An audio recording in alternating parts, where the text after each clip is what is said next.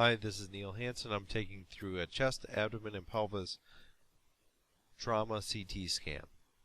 So when a trauma patient is scanned, it can be very intimidating because they'll frequently come over with a head CT, a cervical spine CT, and a chest, abdomen, pelvis CT. So it's important to break it down. My basic search pattern for a trauma CT is essentially identical to scrolling through a chest, abdomen, and pelvis CT. However, I have a few focal checkpoints that I always specifically make sure I add to a trauma patient to avoid missing some of the more difficult to diagnose injuries. The first thing I always do is look at the scout really well. So especially the clavicles and extremities, because I've seen a lot of cases that were missed in terms of extremity fractures or clavicle fractures, where really the only spot that you could see them on the CT scan is the scout radiograph. So I always do a careful fracture interrogation on these patients. So after you've carefully looked at the scout radiograph, the next thing to do is to look at the various phases that are provided.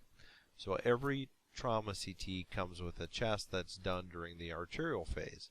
And the reason the chest CT is done during the arterial phase and not a more delayed one is because you want to most importantly assess the aorta for a transection. The arterial phase is kind of key for the chest, but it's too early for the abdomen and pelvis. So in between the chest and the abdomen and pelvis, we wait about 20 or 30 seconds to get a portal venous phase. So you can see here, here's the arterial phase for the chest. You can see the thoracic aorta is opacified nicely. And then the more delayed portal venous phase in the abdomen and pelvis gives you maximum parenchymal organ enhancement. That allows you to best identify parenchymal organ injuries. And then if there's any concern for a bladder injury, for example, if there are bad pelvic fractures, or kidney injuries, for example, perinephric fluid, fat stranding, or adjacent injuries, then we get a 7 to 10 minute delay. So here's the kidney delay series that was obtained on this trauma scan. You can see here that it's several minutes later, so all the contrast is now in the collecting systems. As a resident on call, if a technologist calls you and says, "Do you want delays on this trauma CT?" by default you should just say yes, because they can never hurt, and usually in the setting of an acute trauma the additional small radiation doses of no clinical consequence. However, you'll be able to diagnose things like urine leaks and bladder rupture, which can be critically important to diagnose in these patients. But you'll notice in here the central collecting systems are opacified with contrast, and it's even gone down into the pelvis, into the bladder at this time, so we can evaluate for renal injury, ureteral injury, and bladder injury on this delayed set. This is not routinely obtained, only obtained by request. So if you read a CT scan and it's within 15 to 20 minutes of the scan being done, and you see any concern for a bladder or kidney injury, call the technologist, tell them to bring the patient back and do a delayed scan. I'll take you through an example of this trauma chest CT because I think it illustrates a couple of things that I'd like to highlight that's within my search pattern. So one is the thoracic aorta. There can be very subtle but very important thoracic aortic injury. So here, as we go through the thoracic aorta, you follow the ascending aorta up, there's some motion artifact here.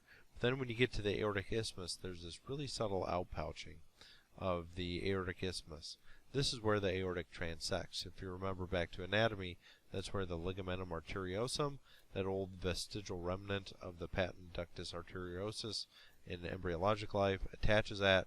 It's a fixation point, and it can tear there. I think looking at the sagittal, or some people call it candy cane view, on an aorta CT is easier to diagnose these transections with than on axial. So part of my search pattern on the sagittal view is always to look specifically at the aortic isthmus and make sure that there's no irregularity or focal outpouching.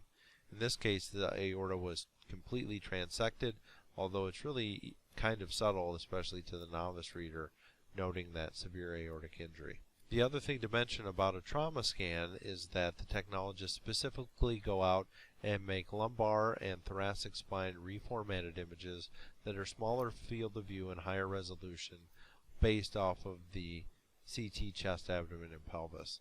So if you're on call reading one of these, don't get bogged down looking at everything twice. Don't look at the spine on the wide field of view images. Bring up the dedicated thoracic and lumbar spine CT scans and look at them on a separate window. I find it's useful to bring up a sagittal view, and you can do spine labeling. So if you go up to annotate and you go to spine labeling vertebrae, you can pick the level you want to start off with. So if you're labeling the spine, you just find T1 or T2, and then you label them down accordingly. Especially in very complex spine cases, it's very useful to label those so you can keep track of what vertebral body you're at.